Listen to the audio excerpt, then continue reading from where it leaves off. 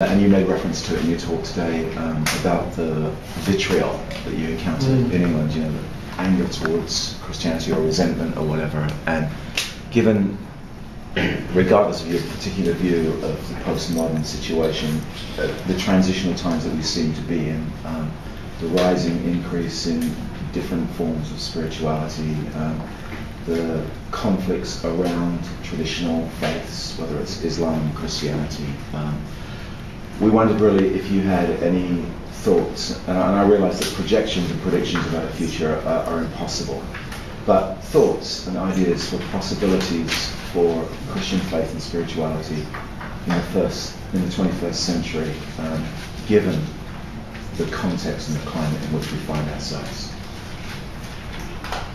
And however you want to go with that is completely fine, because it's such an easy answer.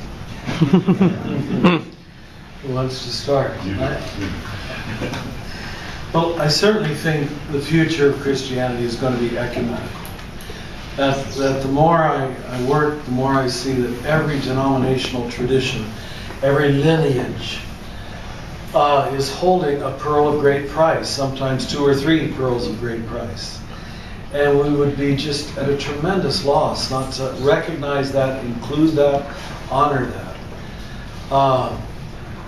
Which means, in a certain sense, our preoccupation with our individual church politic is not going to have to be dismissed. That would be low-level consciousness.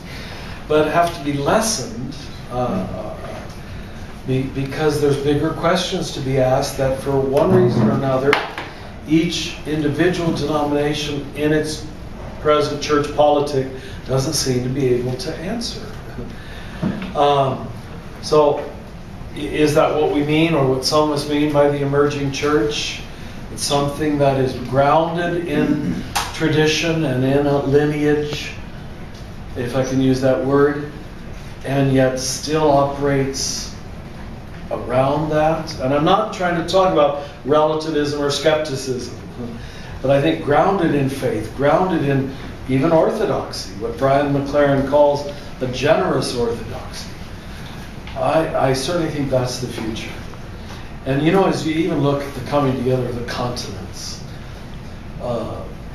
like, for example, what I was trying to teach today, non-dual thinking, I consciously met much less resistance to that from Asian peoples.